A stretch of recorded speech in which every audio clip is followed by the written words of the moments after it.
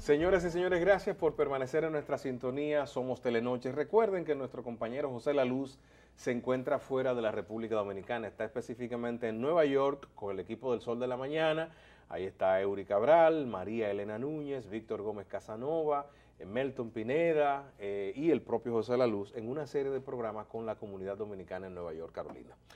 Miren, yo quiero en este momento darle la bienvenida a Eufrasio Ferreras del Departamento de Ingeniería Sismo Resistente de la Oficina Nacional de Evaluación Sísmica, ONESBIE. ONESBIE.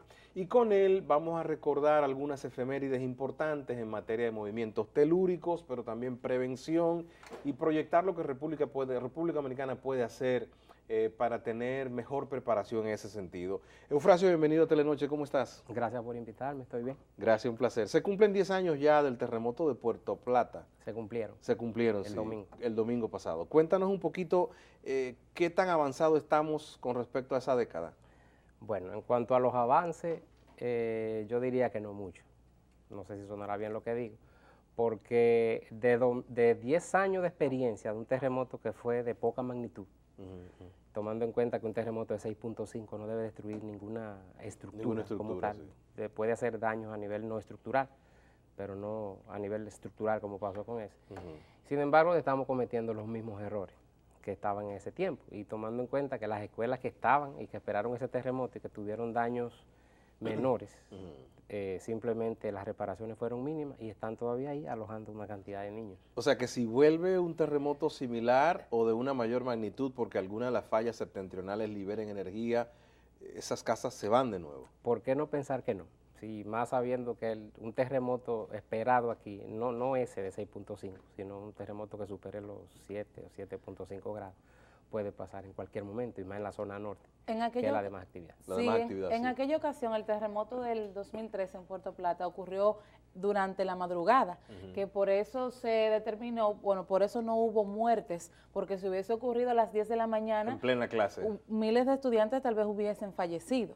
Perfecto. Entonces, en materia de sismo resistencia, ustedes, en la entidad que tú trabajas, que muchas personas no lo conocen, pero aquí hay una entidad que se encarga de evaluar las estructuras del Estado en materia sismo resistente. Sí. Entonces, esas estructuras que sufrieron daño fueron remozadas, pero en base al nuevo código sísmico, y también el resto de estructuras estatales, ya sea escuelas, estaciones de bomberos, hospitales. ¿A qué nivel están los trabajos de evaluación de la oficina? Bueno, a nivel de evaluación, estamos en la etapa de evaluación visual rápida, que es la primera etapa de una evaluación. Evaluación visual rápida. Visual rápida. Eso es como cuando tú vas al médico internista, el médico te dice, bueno, tú viniste porque te duele la cabeza, ahora yo te evalúo, te veo y te mando donde un especialista para que te vea. Sí. Nosotros, si revisamos lo que son las escuelas, las escuelas como tales, como edificaciones esenciales, sí.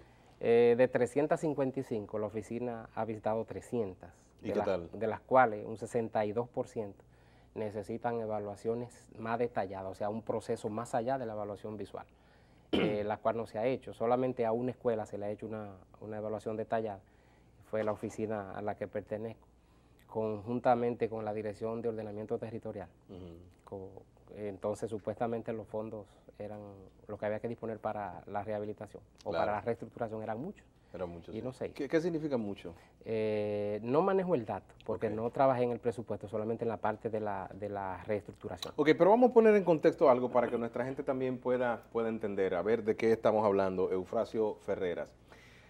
Estamos hablando de que una edificación, tanto de vivienda como gubernamental, es un albergue natural de personas. Es donde yo duermo, donde yo voy a bañarme, voy a comer los alimentos, vivo con mi familia. Y en el gobierno se van a despachar cosas. Voy a buscar un papel, un permiso de exportación, sacar una cédula, una licencia. Entonces mi pregunta es, ¿no se supone que nosotros desde el año 1950 y algo tenemos al CODIA, que es asesor del gobierno en materia de construcción, y que debiera haber un código fuerte que sea capaz de decir qué, cómo construir y qué no construir?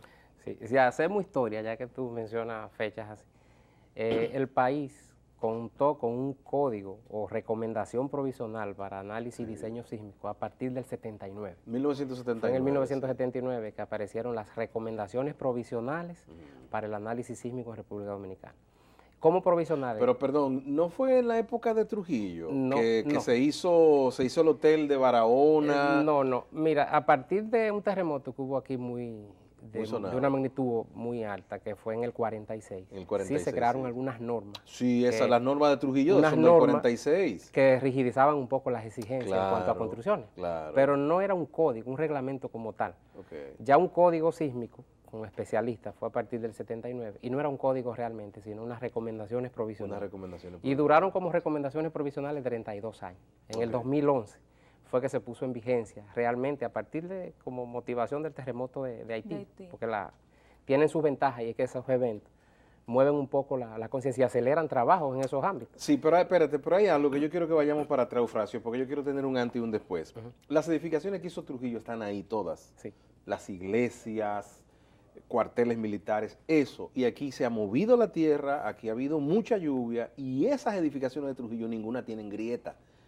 Entonces, algo pasó en el 47 después del terremoto que hizo que lo que Trujillo aplicaba con respecto a quienes somos en el Caribe funcionaba. Sí.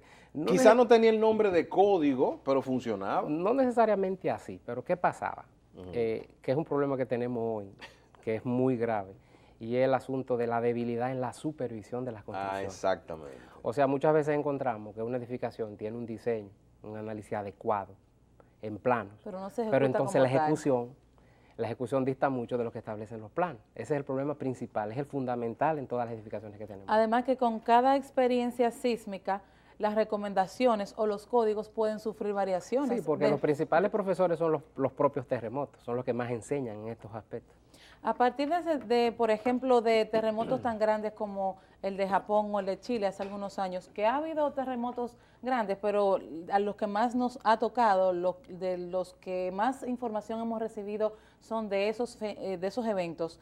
¿Qué se ha logrado o qué se ha cambiado en materia sísmica en base a esas experiencias? Si tú supieras que nosotros, si nos vamos a experiencia, no necesitaríamos salir de nuestras fronteras para verificar.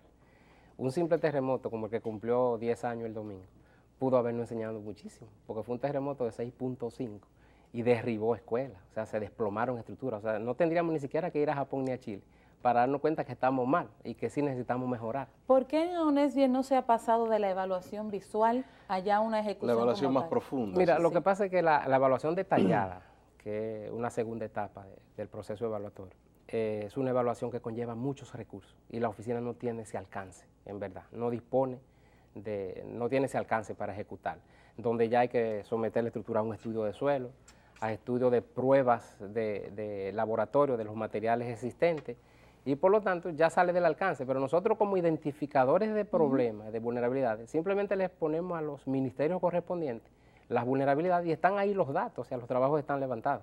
Claro, bueno, yo pienso que se trata entonces de que ustedes como oficina reciban un mayor poder en cuanto a una recomendación total y específica, qué construir, cuándo construir, dónde construirlo, porque hay muchísimos ejemplos en América Latina de edificios incluso que se han desplomado. Bueno, en Bogotá hay un edificio que creo que es el de Gran Ahorrar, un edificio de 93 pisos que se hizo mal y unos ingenieros lo supervisaron y dijeron, mira, para que este edificio no se caiga hay que moverlo. Le metieron unas palancas, una grúa y lo movieron unas pulgadas. Sí, eso se hace. Creo que se respetan algunos códigos en algunos lugares, en otros lugares no, y el edificio entonces hace una implosión hacia adentro. ¿Cuál es la recomendación? ¿Ustedes necesitan dinero o necesitan poder legal? No, el poder legal está creado, porque bajo el reglamento o el decreto que se creó en la oficina, establece cuál es el alcance realmente. Pero ya en términos económicos, la oficina no tiene ese nivel de alcance, o sea, de ejecutar los trabajos como tal, de Exacto. recomendación. ¿Y el dinero que ustedes necesitan es para qué? Para hacer las evaluaciones Sí, puede- y poder dictar las Porque hay una recomendaciones del etapa, lugar. mira lo que pasa, hay una etapa de la evaluación, después de la visual, que ya conlleva prueba de materiales, Exacto. lo que es estudio de suelo, Sí, y sí, la sí, prueba de los materiales que tiene la estructura construida como tal. Pero ya lo que es hacer la reestructuración física de la edificación, sale de la oficina. Pero aún esa etapa de las pruebas y la prueba de material y de suelo, la oficina no tiene el alcance económico para hacerlo. Y es una pena porque de hecho hay edificios que se determina durante su construcción que, por ejemplo, no pueden continuar con el proceso.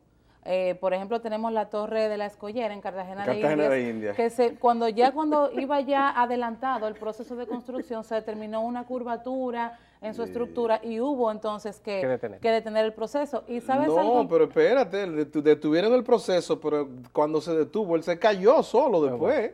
El edificio de la Escollera se cayó. Ese es un ejemplo, imagínate eso. Iba a ser el edificio más alto de América Latina. Pero hay otra cosa que a mí me llamó la atención recientemente en un medio de comunicación, y es que yo pude ver unas declaraciones del actual ministro de Educación, Carlos Amarante Barret, y es que él estaba diciendo en relación a precisamente por los 10 años del terremoto de Puerto Plata, se estaba ventilando el tema mucho en los medios, y él estaba diciendo que sí, que hay escuelas que necesitan modificaciones y que ellos estaban conformando un equipo para que se hiciera cargo de eso. Entonces yo pensé, pero si no tenemos a una oficina que se encarga de eso, o NESBIE, tal vez muchos funcionarios ni siquiera saben de la existencia de esa oficina que está, creo que desde el 2004. No, fue creada en el 2001. Oye, en el 2001. Pero su brazo operativo, o sea, su acción, comenzó precisamente en el 2003, a raíz del terremoto. A raíz del terremoto. Oficina,